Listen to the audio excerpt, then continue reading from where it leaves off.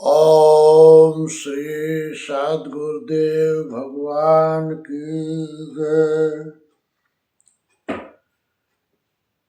पीछे वाले प्रश्न में महर्षि ने बताया कि जिसकी अक्लिष्ट समस्त वृत्तियां क्षीण हो गई हैं, उसका चित्त ग्रहिता अर्थात साधक, ग्रहण अर्थात अंतःकरण की दृष्टि और ग्राह्य अर्थात ईश्वर एवं उसका नाम में उसी प्रकार तदाकार तद्रूप हो जाता है जैसे उत्तम जाति की विशुद्ध स्फटिक मणि जिस वस्तु के समक्ष होती है वैसा ही रंग धारण कर लेती है। ग्रहिता, ग्रहण और ग्राह्य का बोध संप्रज्ञात समाधि है, जिसमें साधक को अपना एवं अपनी स्थिति का भान रहता है। संप्रज्ञात समाधियों में भी शब्द, अर्थ और ज्ञान इन तीनों के विकल्पों से मिश्रित चित्त का समाधान सवितर्क समाधि है। दृष्टा और दृश्य के संयोग से भगवान जो प्रेरणा देते हैं उसी का नाम शब्द है। जब चित्त का निज स्वरूप शून्य हो जाता है, केवल लक्ष्य मात्र का ही आभास रह जाता है, तब वह निर्वितर्क समाधि है। अब स्मृति पटल पर कोई संस्कार अंकुरित नहीं होगा, फिर भी संस्कारों का बीज अभी बना हुआ है, क्योंकि चित्त अभी जीवित है। इससे सविचार और निर्विचार समाधि का तथा साधना की सूक्ष्म अवस्था का भी वर्णन कर दिया गया है। सवितर्क, निर्वितर्क, सविचार, निर्विचार समाधियां निर्विकल्प होने पर भी निर्बीज नहीं है। चित्त का बीज विद्यमान है। इन चार प्रकार की समाधियों में भी निर्विचार समाधि के निर्मूल हो जाने पर योगी में आत्मिक विभूतियां भली प्रकार प्रसारित हो जाती हैं। अब कोई विभूति उससे अलग नहीं है। उस समय योगी की प्रज्ञा अर्थात बुद्धि ऋतंभरा अर्थात सत्य से संयुक्त हो जाती है। अब वो परम तत्व परमात्मा को धारण करने की क्षमता वाली हो जाती है। इस ऋतंभरा प्रज्ञा से उत्पन्न संस्कार अन्य समस्त संस्कारों का प्रतिबंधक होता है, उन सब का निरोध कर देता है। इसके पश्चात प्रकृति बाधक नहीं रह जाती। ऋतंभरा प्रज्ञा से उत्पन्न संस्कार भी जब शांत हो जाता है, उस समय सर्व निरोध के साथ निर्बीज समाधि हो जाती है। ऋतंभरा प्रज्ञा के प्रभाव से उससे उत्पन्न संस्कार ईश्वर को धारण करने की क्षमता वाला हो जाता है। वह ईश्वर मिलकर इस संस्कार को भी शांत कर देता है। इस प्रकार संस्कारों के बीज का सर्वथा अभाव हो जाने से इस अवस्था का नाम निर्बीज समाधि है। इसी को कैवल्य पद, कैवल्य समाधि भी कहते हैं। अब प्रश्न है कि 5 क्लेश क्या है जो नष्ट करने हैं। उत्तर: अविद्या, अस्मिता, राग, द्वेष और अभिनिवेश, ये 5 क्लेश हैं। ये 5 क्लेश ही जीव मात्र को संसार चक्कर में घुमाने वाले महादुखदायक हैं। महर्षि समाधिपाद के सूत्र 3 में कहते हैं, अविद्या, अस्मिता, राग, द्वेषाभिनिवेशा क्लेशा। योग दर्शन 2/3। अविद्या, अस्मिता, राग, द्वेष और अभिनिवेश, ये 5 क्लेश हैं। ये पांचों क्लेश ही जीव मात्र को संसार चक्कर में घुमाने वाले महादुखदायक हैं। यही जन्म मृत्यु के कारण हैं। किंतु इनमें भी प्रधान है अविद्या। महर्षि साधनपाद के सूत्र 4 में कहते हैं, अविद्या क्षेत्र मूत्रेषां प्रसुप्तनुविच्छिन्नोदाहरणाम। योग दर्शन 2/24। अविद्या परिवर्तित 4 क्लेशों अस्मिता, राग, द्वेष तथा अभिनिवेश का उत्पादक क्षेत्र है। ये क्लेश प्रसुप्त, तनु, विच्छिन्न और उदार इस प्रकार 4 अवस्थाओं में रहते हैं। अस्मिता आदि सभी क्लेशों का कारण अविद्या है। ये चारों अविद्या से ही जागृत होते हैं। ये चारों मिट भी जाएं, अविद्या बनी रहेगी। यही संत कबीर के प्रस्तुत भजन में भी है। 5 सखी पांचों गुणवंती, 5 में सर्वस एक जनी, बलम संग सोए गई पांचों जनी। कबीर। क्लेश जब अपना कार्य नहीं करते, वे उनकी प्रसुप्त अवस्था है। इसका ये अर्थ नहीं है कि वे हैं ही नहीं, वे हैं किंतु क्रियाशील नहीं है। उद्दीपन पाने पर वे क्रियाशील हो सकते हैं। उदाहरण के लिए देव ऋषि नारद हिमालय की कंदरा में तप करने लगे। हरि के स्मरण मात्र से एक स्थान पर 2 घड़ी से अधिक न रुक पाने वाले दक्ष के श्राप की गति कुंठित हो गई। तपस्या से इंद्र विचलित हो उठे। उन्होंने मुनि को तपस्या से व्रत करने के लिए अप्सराओं को प्रेरित किया, किंतु काम कला कछ मुनि ने व्यापी। रामचरितमानस 1/125/7। देव ऋषि पर कोई प्रभाव नहीं पड़ा। काम ने उपाधि भी दे डाली कि आप जितेंद्रिय हैं, मनोनिग्रही हैं।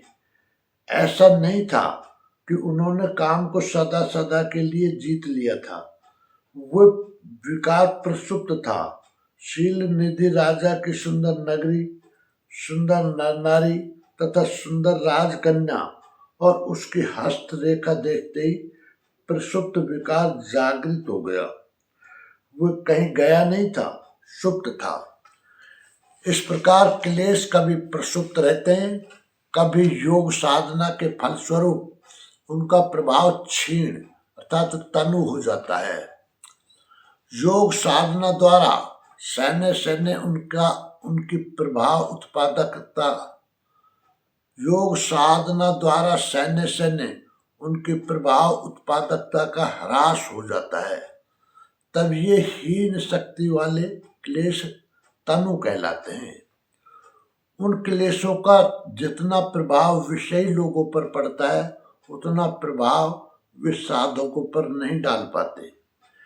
क्लेशों की विच्छिन्न अवस्था तब होती है जब दूसरे क्लेश क्रियाशील रहते हैं।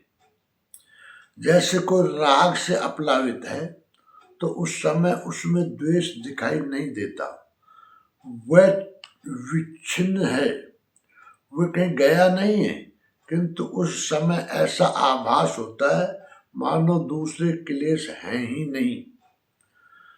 जिस समय कोई क्लेश अपना कार्य पूर्ण कर रहा हो, वह उस क्लेश की उदार अवस्था है जो भोगों में आकर शांत होने वाला है। यही उसकी उदारता है। इन सभी क्लेशों का मूल कारण जिस अविद्या को इस सूत्र में कहा गया, उसका स्वरूप क्या है? महर्षि साधनपाद के सूत्र 5 में कहते हैं, अनित्या शुचि दुखा नामक सुनिष्टे शुचि सुखात्मख्यातिर अविद्या। योग दर्शन 2/5। अनित्य, अपवित्र, दुख, अनात्मा के क्रम से नित्य, पवित्र, सुख और आत्म भाव की प्रतीति अविद्या है। नित्य वस्तु है आत्मा, मिथ्या जगत प्रसार। सत्य अर्थात नित्य एक रस दृष्टा पुरुष संसार में शरीर और शरीरों के संबंध अनित्य हैं। इस अनित्य संसार को नित्य मान बैठना अविद्या है। इसी प्रकार जो अपवित्र है अंततः दुखों का ही कारण है। उसे पवित्र मानना, उसी में सुख की अनुभूति करना अविद्या है। संत कबीर की साखी में है, झूठे सुख को सुख कहे, मानत है मन मोद, जगत चपे ना काल का, कुछ मुख में कुछ गोद। भगवान श्री कृष्ण ने गीता में कहा, अर्जुन आत्मा ही सत्य है और समस्त भूतादिकों के शरीर नाशवान है, इनका अस्तित्व नहीं है, ये सब अनात्मा है। फिर भी शरीरों को आत्मा मानना अविद्या है। यही सब दुख के कारण है। फिर भी उसी सांसारिक वातावरण में ऐश्वर्य और सुख की कामनाएं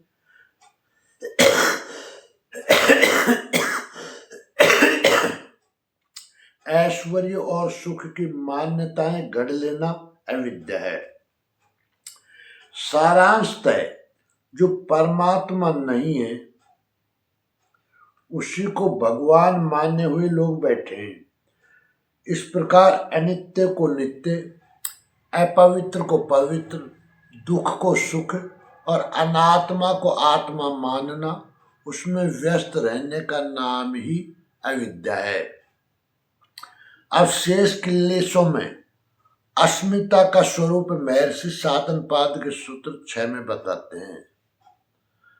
दिग्दर्शन शक्त्यो रेकात्मते वस्मिता, योग दर्शन 2/6। दृक् शक्ति और दर्शन शक्ति, इन दोनों का एक रूप सा हो जाना अस्मिता है। दृक् शक्ति अर्थात दृष्टा पुरुष तथा दर्शन शक्ति अर्थात मन, बुद्धि, चित्त और इंद्रियां, जिन उपकरणों पर दृश्य उभरते हैं, इन दोनों की एक रूपता अस्मिता है। दृष्टा चेतन है और उपकरण जड़।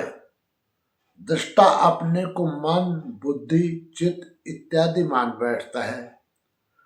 जड़ चेतने ग्रंथ पर गई, यद्यपि मृषा छूटत कठिनाई। रामचरितमानस 7/116/4। चेतन का जड़ के साथ यही मिश्रण अस्मिता नामक क्लेश है। अब महर्षि साधनपाद के सूत्र 7 में राग के विषय में बताते हैं। सुखानुसयी राग है, योग दर्शन 2/7। सुख की प्रतीति के पीछे दौड़ने वाले मन के स्वभाव को राग कहते हैं। जिस किसी वस्तु में सुख की प्रतीति होती है तुरंत उससे लगाव हो जाता है, ये भी एक क्लेश है। अनुकूल पदार्थों में सुख की प्रतीति तथा उसे सदैव भोगने की आकांक्षा आसक्ति है, यही राग है। ये राग नामक क्लेश सुख की प्रतीति के साथ साथ रहने वाला कहा जाता है।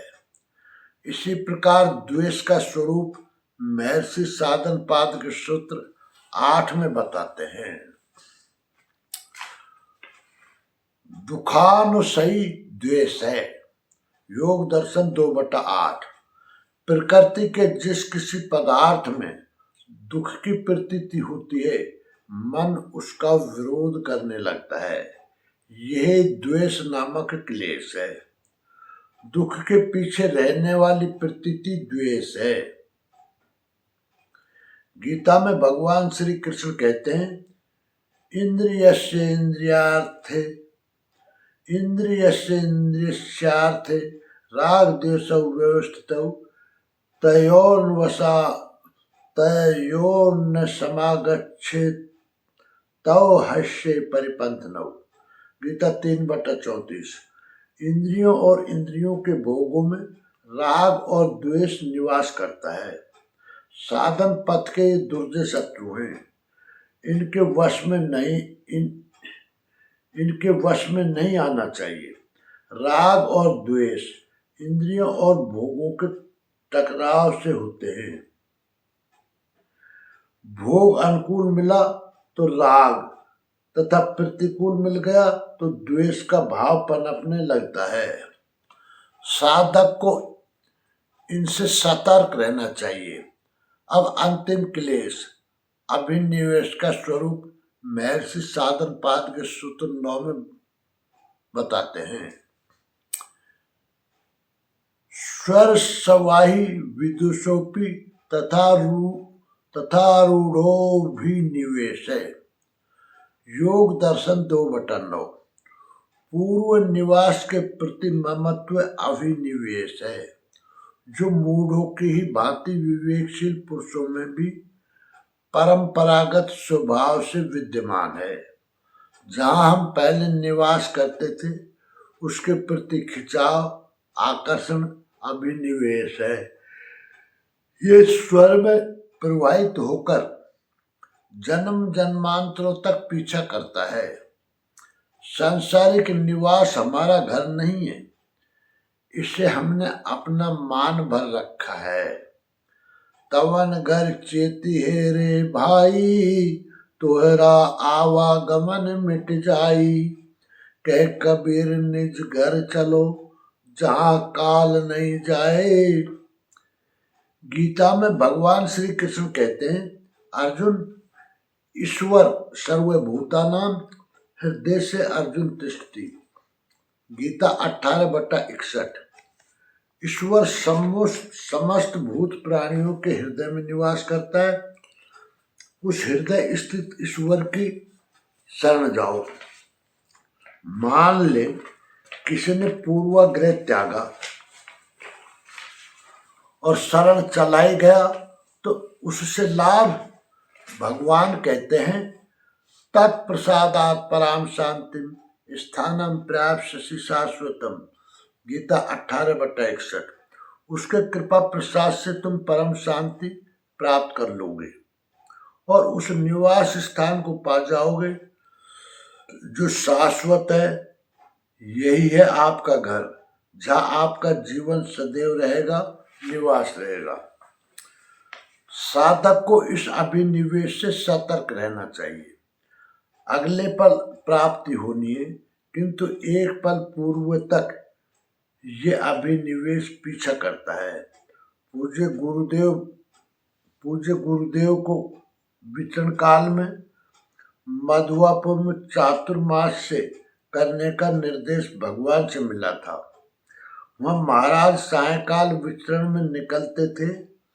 एक गृह के समीप पहुंचने पर मन में आकर्षण होने लगा कि घर में घुस जाएं, मानो ये अपना ही घर हो। 2-3 बार ऐसा ही आकर्षण होने पर आपने इष्ट से जानना चाहा कि ऐसा क्यों होता है। भगवान ने बताया कि पिछले जन्म में 2-2.5 महीने इस घर में जन्म लेकर रहने का संस्कार पीछा कर रहा है। आपको जन्म देने वाली माताजी अभी जीवित हैं। महाराज जी ने भक्तों से जानना चाहा कि उस घर में क्या किसी 2-2.5 महीने के बच्चे का देहांत हुआ है। गांव में चर्चा हुई।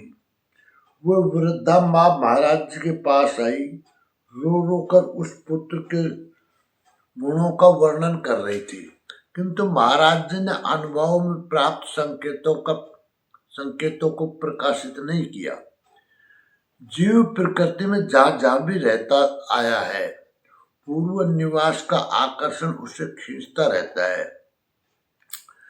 चित्तवृत्ति शांत प्रवाहित होने पर निर्भीक समाधि की अवस्था में ये क्लेश भी शांत हो जाता है। केवल अविद्या जीवित रहती है। बीज के शांत होने पर वह भी शांत हो जाता है। कुछ लोग आत्मा के निवास, शरीर में ममत्व और मरण भय को अभिनिवेश कहते हैं, किंतु ऐसा कुछ नहीं है। जीव विभिन्न शरीरों की यात्रा ही तो करता चला आ रहा है। किस किस शरीर के प्रति ममत्व रखेगा? भगवान श्री कृष्ण गीता में कहते हैं, अर्जुन तू पंडितों जैसी बातें करता भर है, किंतु पंडित जन जिनके प्राण चले गए और जिनके प्राण नहीं गए उन सब के लिए शोक नहीं करते। शरीर में जैसे बाल्य, किशोर, युवा, प्रौढ़ और वृद्धावस्था आती है, ऐसे ही अन्य शरीरों का परिवर्तन है। इसमें धीर पुरुष कभी मोहित नहीं होते। योग साधना में महापुरुषों ने ये भय छोड़कर ही प्रवेश लिया है, किंतु जीव जहाँ अब तक जीवित रहा है उस पूर्व निवास के प्रति स्वाभाविक खिंचाव अंतिम संस्कार तक पीछा करता है और मूढ़ों की भांति विवेकशील व्यक्तियों में भी पाया जाता है। महर्षि साधनपाद के सूत्र 10 में कहते हैं, ते प्रति प्रसवे हेया सूक्ष्मा। योग दर्शन 2/10। क्रिया योग से सूक्ष्म अवस्था को प्राप्त हुए क्लेश आत्म पथ के विरोधी विकारों को ही प्रसवय उत्पन्न करने वाले हैं, इसलिए हेया नष्ट करने योग्य हैं। निष्कर्ष, महर्षि ने बताया कि अविद्या, अस्मिता, राग, द्वेष और अभिनिवेश ये 5 क्लेश हैं। ये पांचों क्लेश ही जीव मात्र को संसार चक्कर में घुमाने वाले महादुखदायक हैं। यही जन्म मृत्यु के कारण हैं, किंतु इनमें भी प्रधान है अविद्या। अविद्या प्रवर्तित 4 क्लेशों अस्मिता, राग, द्वेष तथा अभिनिवेश का उत्पादक क्षेत्र है। ये क्लेश प्रसुप्त, तनु, विच्छिन्न और उदार इस प्रकार 4 अवस्थाओं में रहते हैं। अस्मिता आदि सभी क्लेशों का कारण अविद्या है। ये चारों अविद्या से ही जागृत होते हैं। ये चारों मिट भी जाएं, अविद्या बनी रहेगी। क्लेश जब अपना कार्य नहीं करते, वे उनकी प्रसुप्त अवस्था है। जैसे कोई राग से अपलावित है तो उस समय उसमें द्वेष दिखाई नहीं देता, वह विच्छिन्न है। इन सभी क्लेशों का मूल कारण अविद्या है। अनित्य, अपवित्र, दुख तथा अनात्मा में क्रम से नित्य, पवित्र, सुख और आत्मभाव की प्रतीति अविद्या है। दृक् शक्ति अर्थात दृष्टा पुरुष तथा दर्शन शक्ति अर्थात मन, बुद्धि, चित्त और इंद्रियां जिन उपकरणों पर दृश्य उभरते हैं, इन दोनों की एक रूपता अस्मिता है। सुख की प्राप्ति के पीछे दौड़ने वाला मन के स्वभाव को राग कहते हैं। प्रकृति के जिस किसी पदार्थ में दुख की प्रतीति होती है, मन उसका विरोध करने लगता है। यही द्वेष नामक क्लेश है। पूर्व निवास के प्रति ममत्व अभिनिवेश है। क्रिया योग से सूक्ष्म अवस्था को प्राप्त वे क्लेश आत्म पथ के विरोधी विकारों को ही उत्पन्न करने वाले हैं, इसलिए नष्ट करने योग्य हैं। प्रश्न पूरा हुआ। पूर्ण जानकारी के लिए देखें परम पूज्य योगेश्वर स्वामी श्री अड़गड़ानंद जी महाराज द्वारा महर्षि पतंजलि कृत योग दर्शन की प्रत्यक्षानुभूत व्याख्या। ओम श्री सद्गुरुदेव भगवान की जय।